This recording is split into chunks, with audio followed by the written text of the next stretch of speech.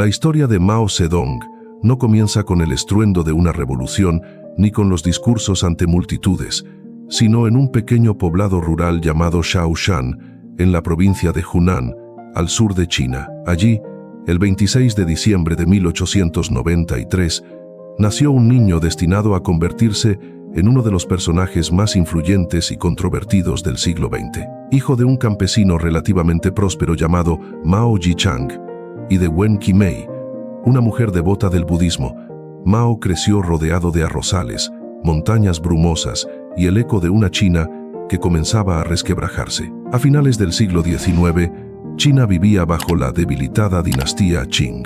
Las potencias extranjeras habían impuesto concesiones, guerras y tratados desiguales. El imperio, que durante siglos se había considerado el centro del mundo, era ahora un gigante herido. En ese contexto, el joven Mao presenció una mezcla de pobreza campesina, humillación nacional y un despertar intelectual que transformaría su manera de ver el mundo. Desde pequeño, Mao mostró curiosidad por la lectura. En lugar de seguir ciegamente las enseñanzas confucianas que dominaban la educación tradicional, comenzó a interesarse por nuevas ideas que llegaban desde Occidente y Japón: ciencia, democracia, nacionalismo y modernización. Leía a filósofos, reformistas y, más adelante, a pensadores radicales que cuestionaban el orden social. Años después, recordaría que esas lecturas despertaron en él la idea de que la transformación de China no vendría de los emperadores, sino del pueblo. Cuando tenía 17 años, abandonó el campo para estudiar en Changsha, la capital de Hunan. Allí entró en contacto con un ambiente político efervescente. En 1911 estalló la Revolución Xinhai, liderada por Sun Yat-sen, que puso fin a más de 2000 años de monarquía y proclamó la República de China. Mao, todavía un adolescente, se unió brevemente a las tropas revolucionarias, aunque sin participar directamente en combates. Esa experiencia le marcó. Había presenciado el derrumbe de una dinastía milenaria y el nacimiento de una nueva era. Pero la república naciente pronto se vio sumida en el caos. Los señores de la guerra se repartieron el país y las esperanzas de democracia se desvanecieron. Mao, mientras tanto, trabajaba como maestro y bibliotecario, observando cómo la política se mezclaba con la miseria cotidiana. En esos años se formó su convicción de que la verdadera transformación debía surgir desde las masas campesinas, no desde las élites urbanas. En 1918 se trasladó a Pekín, donde consiguió un empleo como asistente en la biblioteca de la Universidad de Pekín. Allí conoció a intelectuales que lo influenciarían profundamente: Chen Duxiu, Li Dazhao y otros fundadores del movimiento llamado Nueva Cultura, que promovía la ciencia, el pensamiento crítico y el abandono de las viejas estructuras feudales. Li Dazhao, en particular, le introdujo a las ideas de Karl Marx y de la Revolución Rusa, que había triunfado apenas un año antes, en 1917. Mao quedó fascinado por la noción de que los oprimidos podían tomar el control de su destino. Para él, el campesinado chino, que representaba más del 80% de la población, era la fuerza dormida que podía transformar el país. No obstante, en esos años, el marxismo chino era aún un experimento intelectual, más una curiosidad académica que una herramienta política concreta. En 1919, la indignación nacional volvió a encenderse. El movimiento del 4 de mayo, impulsado por estudiantes, estalló en protesta contra el Tratado de Versalles, que cedía territorios chinos a Japón. Mao, desde Hunan, organizó círculos de discusión, publicaciones y grupos estudiantiles. Era un joven idealista, decidido a conectar las ideas revolucionarias con la realidad rural. Fue en ese contexto que, en julio de 1921, en una pequeña casa de Shanghái, se fundó el Partido Comunista de China, PSC. Mao fue uno de los 12 delegados asistentes. La reunión se llevó a cabo en secreto, vigilada por los ojos de las potencias extranjeras y el gobierno nacionalista. Pocos podrían haber imaginado que aquel grupo diminuto llegaría a gobernar un país con más de 500 millones de habitantes apenas 3 décadas después. Durante los primeros años del partido, Mao no era aún su figura principal. Los líderes más influyentes como Chen Duxiu seguían la línea del marxismo ortodoxo centrado en el proletariado urbano. Pero Mao insistía en una idea heterodoxa. En China, el motor de la revolución debía ser el campesino. Esa discrepancia marcaría toda su carrera. A mediados de la década de 1920, China atravesaba un momento decisivo. Sun Yat-sen, líder del Partido Nacionalista o Kuomintang, KMT, buscaba reunificar el país y acabar con los señores de la guerra. Para ello, aceptó la ayuda de la Unión Soviética, que propuso una alianza temporal entre el KMT y el Partido Comunista. Mao apoyó esa estrategia, convencido de que podía ser una oportunidad para expandir la influencia comunista en las zonas rurales. En 1924, Mao fue nombrado director de propaganda del KMT en Hunan. Desde ese cargo, impulsó campañas de educación política y sindicatos campesinos. Su lenguaje, aunque moderado, ya comenzaba a mostrar un tono combativo. Hablaba de derribar a los tiranos locales y liberar al campesino de la opresión feudal. Su esposa, Yang Kai-hui, hija de uno de sus antiguos profesores, compartía sus ideales y colaboraba activamente en la causa. Sin embargo, tras la muerte de Sun Yat-sen en 1925, la alianza entre nacionalistas y comunistas comenzó a fracturarse. El nuevo líder del KMT, Chiang Kai-shek, desconfiaba profundamente del comunismo y temía que Moscú intentara controlar China a través del Partido Comunista. Las tensiones internas aumentaron mientras las revueltas campesinas se extendían. Mao, por su parte, redactó su famoso ensayo, Análisis de las clases en la sociedad china, donde sistematizó su visión del campo como epicentro de la lucha. A principios de 1927, Chiang Kai-shek lanzó una purga contra los comunistas en Shanghái y otras ciudades. Miles de militantes fueron perseguidos o ejecutados. El partido quedó prácticamente destruido en las áreas urbanas. Fue un golpe devastador, pero Mao interpretó aquel desastre como una confirmación de su tesis. La revolución no podía basarse en los obreros industriales escasos en China, sino en el campesinado. En ese mismo año organizó un levantamiento campesino en su provincia natal, Hunan. Aunque la insurrección fracasó militarmente, demostró que el campesino podía movilizarse en masa si encontraba un liderazgo decidido. Mao describió la experiencia en un texto que se haría célebre, Informe sobre el movimiento campesino en Hunan, un documento que combinaba observación directa, retórica revolucionaria y una visión estratégica a largo plazo.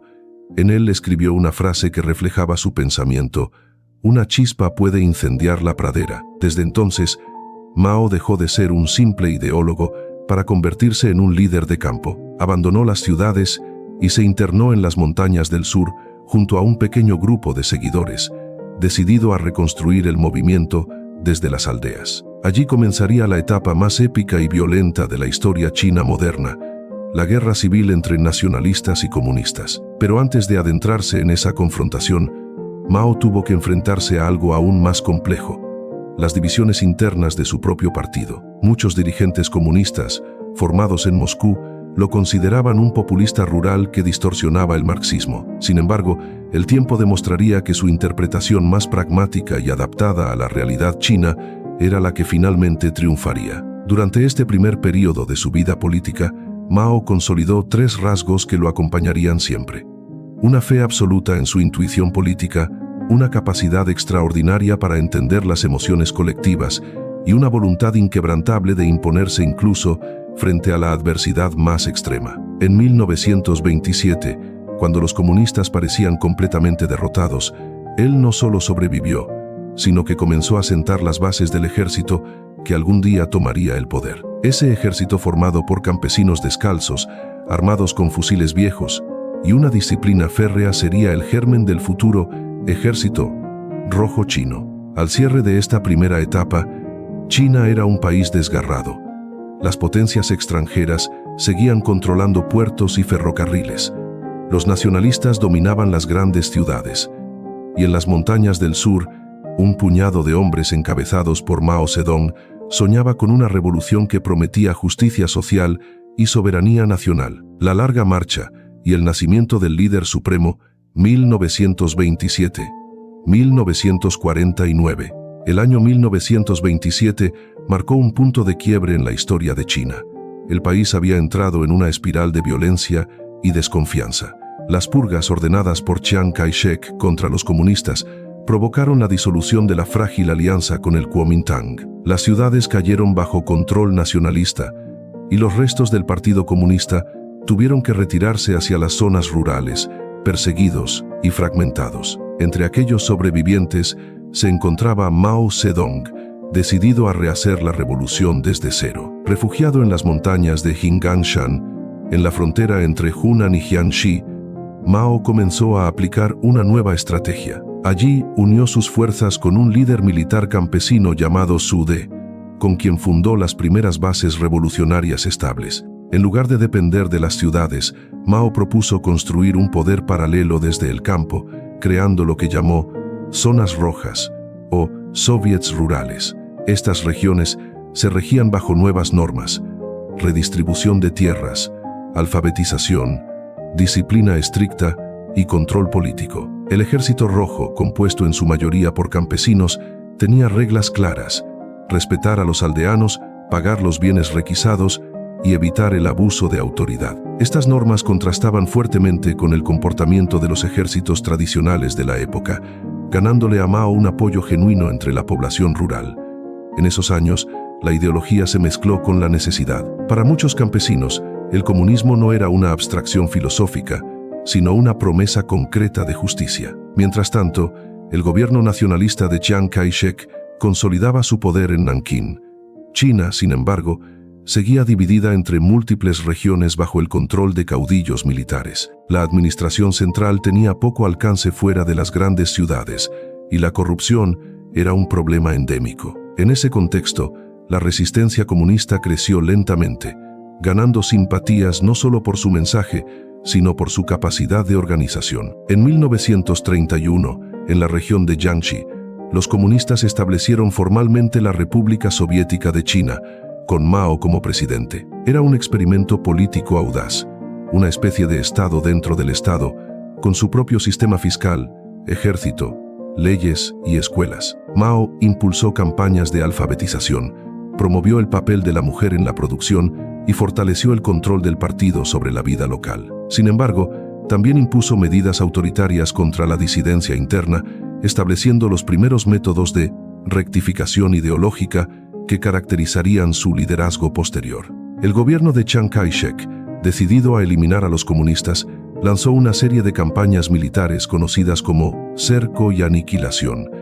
Entre 1930 y 1934, el ejército nacionalista atacó repetidamente las zonas rojas. Las primeras ofensivas fracasaron debido a la estrategia flexible de Mao: emboscadas, movimientos rápidos, guerra de guerrillas. Pero cuando Chiang aplicó tácticas más modernas, apoyado por asesores alemanes, el cerco comenzó a cerrarse. En octubre de 1934, ante la inminente derrota, Mao y el Ejército Rojo emprendieron una retirada épica, conocida como la Larga Marcha. Más de 80.000 hombres, mujeres y niños partieron desde Jiangxi con la esperanza de encontrar refugio en el noroeste del país. Durante un año, cruzaron ríos, montañas y desiertos, recorriendo más de 9.000 kilómetros. La travesía fue brutal.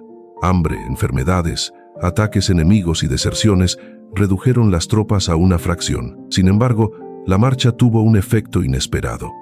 En medio del sufrimiento, Mao consolidó su autoridad. Su liderazgo, su resistencia física y su habilidad para mantener la moral lo convirtieron en la figura central del movimiento comunista. En 1935, durante la reunión de Sunyi, el partido lo eligió como principal estratega militar y líder político, desplazando a los dirigentes más ortodoxos formados en Moscú. Desde ese momento, Mao Zedong se convirtió en el indiscutible jefe del Partido Comunista Chino. La Larga Marcha terminó en 1936, cuando los sobrevivientes, unos 10.000, llegaron a la provincia de Shaanxi y establecieron su nueva base en Yan'an. A pesar de las enormes pérdidas humanas, el viaje se convirtió en una leyenda fundacional. En la narrativa oficial, representó la fe, la unidad y la resistencia de un movimiento destinado a vencer contra toda adversidad. En Yan'an, Mao reorganizó al partido, consolidó su ideología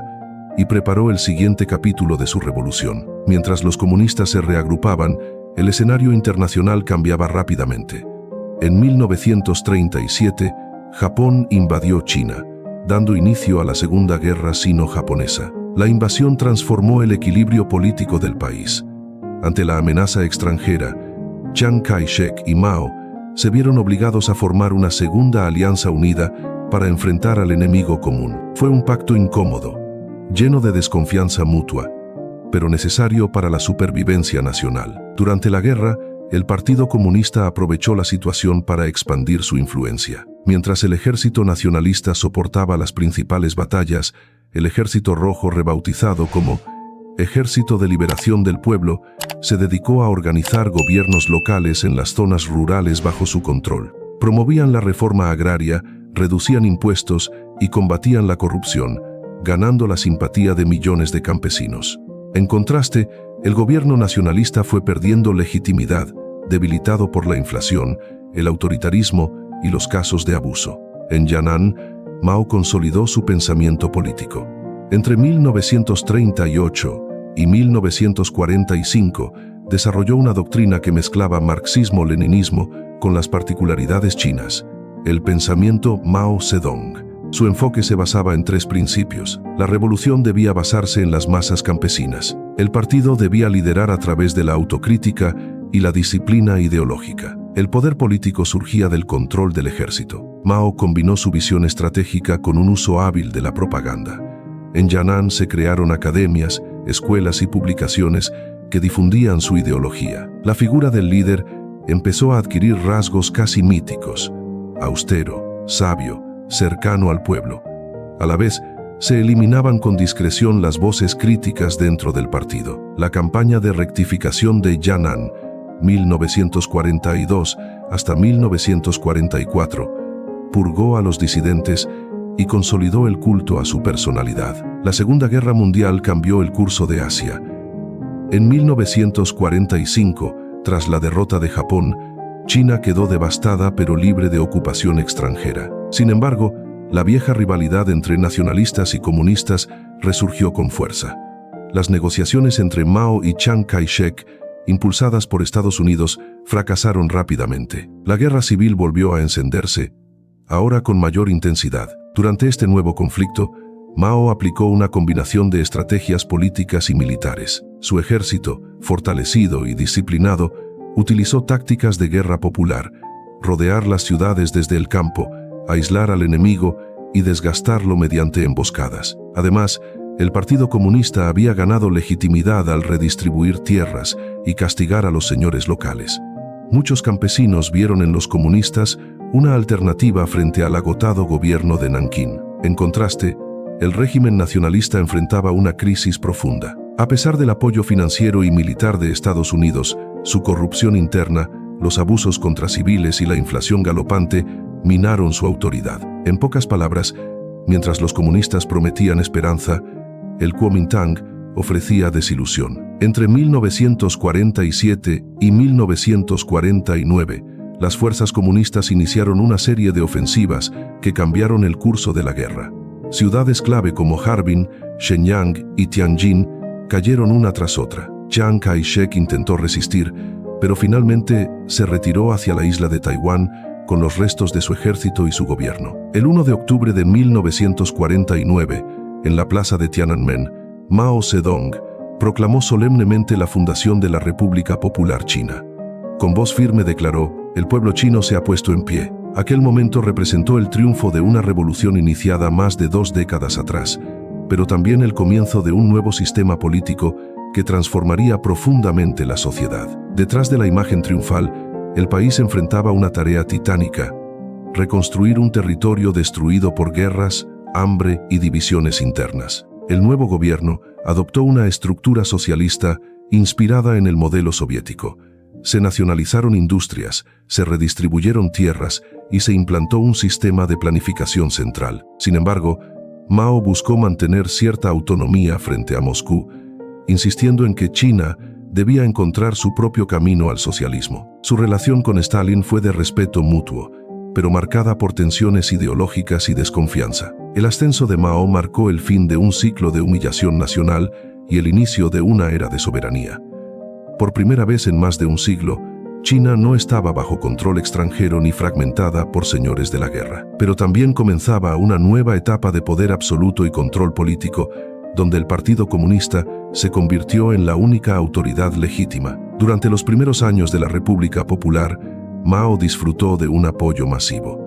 Su imagen representaba la dignidad recuperada del pueblo chino. Millones de campesinos, soldados y trabajadores creían sinceramente que habían ayudado a construir un mundo más justo. En cada aldea se izaban banderas rojas, se cantaban himnos revolucionarios y se celebraban asambleas públicas. La esperanza era palpable, pero también lo era el peso del sacrificio. Las heridas de la guerra eran profundas. Millones de muertos, ciudades arrasadas, campos sin cosecha. Aún así, la sensación general era que el sufrimiento había valido la pena si significaba un futuro mejor. Mao, en sus primeros discursos, habló de reconstrucción, educación y unidad. Sin embargo, también dejó claro que la revolución no había terminado. Para él, el poder no era un fin, sino un medio para transformar completamente la sociedad. Al terminar la década de 1940, Mao Zedong ya no era solo un líder político. Era el símbolo viviente de una nueva China, un hombre que había sobrevivido a la persecución, a la guerra y al exilio, y que ahora tenía en sus manos el destino de una quinta parte de la humanidad. Desde las montañas de Jingganshan hasta la plaza de Tiananmen, su recorrido había sido una travesía de resistencia, estrategia y fe inquebrantable en su causa. Pero lo que vendría después, las campañas de industrialización, los experimentos sociales y los conflictos internacionales, pondría a prueba no solo su liderazgo, sino también la esperanza de millones de personas que habían creído en su sueño. El mundo observaba con asombro. En un siglo dominado por imperios, guerras mundiales y el enfrentamiento entre capitalismo y comunismo, un país milenario renacía bajo una nueva bandera roja. Nadie podía prever hasta qué punto esa revolución cambiaría no solo a China, sino al equilibrio global. Así terminaba la primera gran etapa del ascenso de Mao Zedong, la del revolucionario que se convirtió en gobernante. Lo que vendría después sería la historia de cómo un idealista se transformó en el arquitecto de un nuevo orden y de cómo el poder absoluto puede moldear tanto a un líder como a una nación. Hablar de Mao Zedong es hablar de una figura que cambió para siempre el rumbo de la historia china y del mundo. Su vida fue un recorrido que unió el idealismo revolucionario con la realidad del poder absoluto. Desde sus orígenes campesinos en Shaoshan hasta la proclamación de la República Popular en 1949, Mao encarnó la lucha de un país que buscaba levantarse tras siglos de humillación y fragmentación. Pero su legado no puede entenderse sin considerar las contradicciones que lo definieron. El hombre que liberó al pueblo también fue quien lo sometió a una disciplina férrea en nombre de la revolución. Bajo su liderazgo, China pasó de ser una nación rural y atrasada a convertirse en un estado soberano con una identidad unificada. Impulsó la alfabetización, la independencia política y la igualdad formal entre hombres y mujeres. Logró lo que parecía imposible, que un país marcado por la pobreza y las invasiones se levantara como potencia mundial. Su visión de un pueblo organizado y autosuficiente dio al campesinado un papel que la historia le había negado durante siglos. Sin embargo, el precio de esa transformación fue alto. Las campañas políticas, las purgas internas y los experimentos económicos posteriores como el Gran Salto Adelante y la Revolución Cultural dejaron profundas cicatrices. Millones de personas sufrieron el peso de decisiones tomadas en nombre de un ideal. La fe ciega en la voluntad revolucionaria llevó al exceso, y el poder, concentrado en una sola figura, terminó anulando las voces que podían haber corregido el rumbo. Mao fue un estratega brillante, pero también un hombre obsesionado con la pureza ideológica. Su vida demuestra cómo el liderazgo carismático puede inspirar a una nación entera, pero también cómo la falta de límites puede convertir la esperanza en dogma. Aún así, su figura sigue siendo central en la memoria colectiva de China. Para muchos, sigue siendo el símbolo de la independencia nacional. Para otros, el recordatorio de los peligros del poder sin control. Hoy, su retrato preside la plaza de Tiananmen y su pensamiento sigue siendo parte del discurso político del país. China, convertida en una potencia global, aún vive bajo la sombra de sus decisiones. La mezcla de orgullo y trauma que dejó su gobierno continúa definiendo el modo en que los chinos entienden su historia y su lugar en el mundo. Mao Zedong no fue un personaje simple, fue un líder, un revolucionario y, sobre todo, un reflejo de la complejidad del siglo XX. Su historia enseña que las revoluciones pueden construir naciones, pero también destruirlas si se olvidan de la humanidad de aquellos a quienes dicen servir. Y aunque las décadas han pasado, su figura sigue generando debate. ¿Fue un visionario que liberó a su pueblo o un gobernante que se dejó consumir por su propio poder? Tal vez fue ambas cosas. Si te gustó este documental, dale like, suscríbete y compártelo con tus amigos. Así más personas podrán descubrir la historia detrás de los líderes que cambiaron el mundo. Nos vemos en el próximo episodio.